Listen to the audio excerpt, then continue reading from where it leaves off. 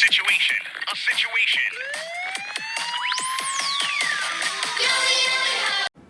Good evening, boys and girls. Welcome to Journey's Lesson 7, Grammar Lesson, Commas in a Series. It is your trusty grammar police here, Mrs. Apple. Let's see if we can stay out of trouble. Boys and girls, you're going to use a comma after each word in a series of listed words. When I see this comma to read it, I'm going to take a little pause so that I know those are separate words. Let's look at an example together. Down at the bottom of this poster, I can see a sentence that lists 3 foods in a row. So we use a comma to separate. Listen to the way I'll read that. I like to eat apples, grapes, and bananas for a snack. Could you hear my comma? Good job, boys and girls. Now let's see if you can find some mistakes. Help me police these grammar mistakes. Look at my sentence above. Right now I don't have any commas in it. Let's read it as it sounds. I had lobster ice cream and a baked potato for lunch. Ugh, would you want to eat lobster ice cream? No, thank you. This looks like a job for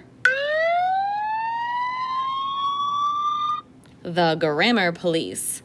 Let's see if we can put commas in the right place so that I can tell what 3 items I had for lunch. I know that I had lobster. I also had ice cream, and I had a baked potato. Where do you think my first comma should go? If you said after the word lobster, you got it. Where do you think my next comma should go? Let's see if I put it after the word ice. And we'll try one after the word cream. Now let's check if we've got it right.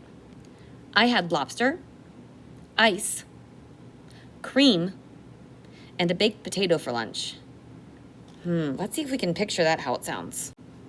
Here I have each thing separated out as it is with the commas. Lobster, ice, cream, and a baked potato. I don't know, that doesn't sound like quite what I wanted. Do you think there's a comma that we have to remove from above? I see the comma between ice and cream. I don't want to have ice and cream. I want ice cream. Let's get rid of that comma and see if it helps. Now it says I had lobster, ice cream, and a baked potato for lunch. Well, that looks much better. Let's try one more. See if you can read my sentence above. Notice I don't have any commas, so there won't be any pauses. If I read this sentence as is, it says, I have a pig dog and cat.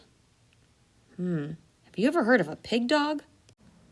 That's definitely not what I have at home. Let's try again. Can I put commas somewhere so that this makes sense that I have 3 different animals? One that's a pig, one that's a dog, and one that's a cat.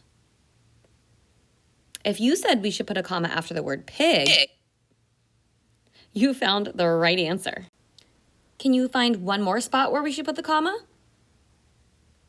If you said after the word dog, you got it. Now my sentence says, I have a pig, dog, and cat. That makes a whole lot more sense.